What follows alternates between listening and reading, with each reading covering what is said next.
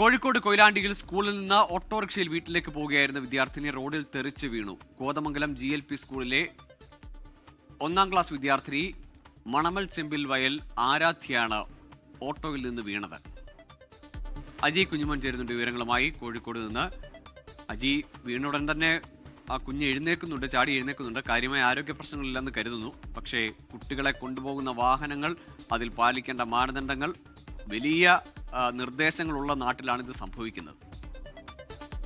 തീർച്ചയായിട്ടും ഗൂഗിൾ സൂചിപ്പിച്ചതുപോലെ തന്നെ ഈ കുട്ടികളെ കൊണ്ടുപോകുന്ന സ്കൂൾ വാഹനങ്ങളിൽ വലിയ തരത്തിലുള്ള മാനദണ്ഡങ്ങളൊക്കെ നിഷ്കർഷിക്കുന്നുണ്ട്. പക്ഷേ അതൊന്നും നടപ്പിലാകുന്നില്ല, പാലിക്കപ്പെടുന്നില്ല എന്ന് വേണം ഈ ദൃശ്യങ്ങൾ നമുക്ക് കാണിച്ചു തരുന്നത്. ആരാധ്യയുടെ നമുക്ക് ആ ദൃശ്യങ്ങൾ കാണാം.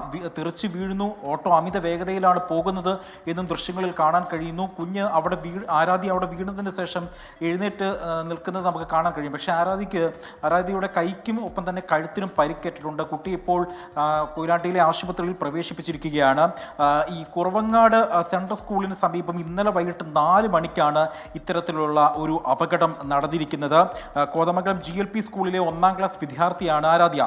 ഈ അപകടത്തിന് ശേഷം നാട്ടുകാർ പറയുന്ന പ്രധാനപ്പെട്ട ഒരു കാരണം എന്ന് പറഞ്ഞാൽ, നേരത്തെ ഗൂഗിൾ സൂചിപ്പിച്ചതുപോലെ തന്നെ ഈ കുട്ടികളെ കൊണ്ടുപോകുമ്പോൾ അമിത വേഗതയിലാണ് ഇത്തരത്തിൽ സ്കൂൾ വാഹനങ്ങളും ഒപ്പം തന്നെ ഓട്ടോറിക്ഷകളൊക്കെ പോകുന്നത്. നമുക്കറിയാം, ഈ സ്കൂൾ വാഹനങ്ങളിൽ കുട്ടികൾക്കൊപ്പം ആയ വേണമെന്ന നിർബന്ധമുണ്ട്, സഹായം വേണമെന്ന് നിർബന്ധമുണ്ട്. പക്ഷെ അത്തരത്തിലുള്ള ഒന്നും തന്നെയും പാലിക്കപ്പെടുന്നില്ല പലപ്പോഴും എന്നുള്ളതാണ് ഏറ്റവും എടുത്തു പറയേണ്ടത്. വിഷയത്തിൽ മോട്ടോർ വാഹന വകുപ്പ് അടിയന്തരമായി ഇടപെടണമെന്നും ഈ കുറ്റക്കാർക്കെതിരെ കർശനമായ നടപടി വേണമെന്നുമാണ് നാട്ടുകാരുടെ പ്രധാനപ്പെട്ട ആവശ്യം. ഏതായാലും ആരാധ്യയുടെ പരിക്ക് അത്ര ഗുരുതരമുള്ളതല്ല. എന്നാൽ ഇപ്പോൾ കുട്ടിക്ക് സാരമായ ആരോഗ്യ പ്രശ്നങ്ങളില്ല എന്നാണ് നമുക്ക് ലഭിക്കുന്ന വിവരം. ഗോകുൽ. ശരി അജി, ഏതായാലും ആ ദൃശ്യങ്ങൾ കണ്ണു തുറപ്പിക്കേണ്ടതാണ്. കൃത്യമായി ഈ കുട്ടികളെ കൊണ്ടുപോകുന്ന വാഹനങ്ങൾ സുരക്ഷാ മാനദണ്ഡങ്ങൾ പാലിക്കണമെന്ന് കർശന നിർദ്ദേശങ്ങളുണ്ട്.